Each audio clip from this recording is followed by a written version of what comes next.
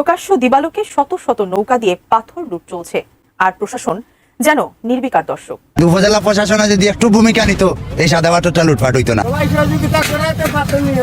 কেন দিনটায় 24 ঘন্টাও লুটপাট করা হয়, প্রশাসনের কোনো দায়িত্ব নাই। আমাদের কার্যক্রম চলমান আছে। এটাই ভোলাগঞ্জ, সাদা পাথরের দেশ। একসময় এই দৃশ্য মোহিত করত লক্ষ লক্ষ পর্যটককে। আজ সেই সৌন্দর্য বিলীন হচ্ছে দিনের আলোয় আমাদের চোখের সামনে। 200 কোটির বেশি মূল্যের পাথর এক বছরে লুট হয়ে গেছে, আর আমরা কেবল দেখেছি। বাংলাদেশের সিলেটের পর্যটন মানচিত্রে ভ্রমণ পিপাসু মানুষের কাছে শীর্ষ পছন্দের একটি নাম ভোলাগঞ্জ সাদা পাথর পর্যটন কেন্দ্র। একসময় চারদিকে যতদূর চোখ যেত, দেখা যেত ধবধবে সাদা পাথরের বিস্তীর্ণ বিছানা, যার সৌন্দর্যে মোহিত হতো দেশি বিদেশি পর্যটকরা। কিন্তু গত এক বছরে সেই স্বপ্নময় দৃশ্য যেন হারিয়ে গেছে। প্রশাসনের নাকের ডগায় প্রকাশ্যে দিনে দুপুরে অবাধ লুটপাটে সাদা পাথরের স্থানটি পরিণত হয়েছে এক ধূ মরুভূমিতে। প্রশাসন টহল বাড়ানো হলেও বাস্তবে এই লুটপাট থামানোর কার্যকর ব্যবস্থা নেওয়া হয়নি। প্রকৃতি আমাদের দান করে, আর আমরা কি তাকে এইভাবেই ধ্বংস করব? সিদ্ধান্ত আমাদের। শুধু উপরের স্তরের পাথর নয়, এখন গর্ত খুঁড়ে তলদেশ থেকেও উত্তোলন চলছে। স্থানীয়দের ভাষ্যমতে গত এক বছরে প্রায় 1,50,00,000 ঘনফুট সাদা পাথর লুট হয়েছে, যার বাজার মূল্য 200 কোটি টাকারও বেশি। এই পাথরের গল্প শুরু অনেক আগে। 1990-এর পর প্রথম 2017 সালের পাহাড়ি ঢলে ধলাই নদীর উৎসমুখে 5 একর জুড়ে পাথরের সঞ্চয় হয়। সেই পাথরকে স্থানীয়রা ভালোবেসে ভোলা সোনা বলত। উপজেলা প্রশাসনের পাহারায় সেটি সংরক্ষিত হয়েছিল, আর দ্রুতই তা পর্যটন কেন্দ্রে পরিণত হয়। কিন্তু আজ সেই প্রাকৃতিক সম্পদ ধ্বংসের দ্বারপ্রান্তে।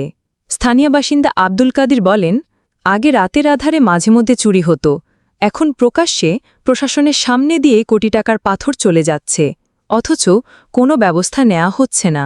একটি ভিডিওতে দেখা গেছে প্রতিদিন 4 থেকে 5,000 শ্রমিক পাথর উত্তোলনে নিয়োজিত।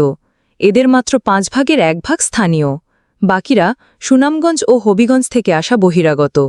তারা নদীর তীরবর্তী এলাকায় ভাড়া থাকে এবং নৌকা নিয়ে এসে পাথর নিয়ে যায়। ফলাফল, যেখানে একসময় সাদা পাথরের রূপে মুগ্ধ হতো পর্যটকরা, সেখানে কেবল বালুচর আর ধুলো। পরিবেশ ধ্বংস হচ্ছে, পর্যটন কমছে, আর স্থানীয় অর্থনীতি মারাত্মক ক্ষতিগ্রস্ত হচ্ছে। প্রশাসনের ব্যর্থতা আর প্রভাবশালী চক্রের দৌরাত্ম্যে সাদা পাথরের এই প্রাকৃতিক রত্ন যেন বিলীন হওয়ার অপেক্ষায়। এখনই কঠোর আইন প্রয়োগ আর নজরদারি না বাড়ালে সিলেটের এই অনন্য সৌন্দর্য শুধু ইতিহাসের পাতায় বেঁচে থাকবে।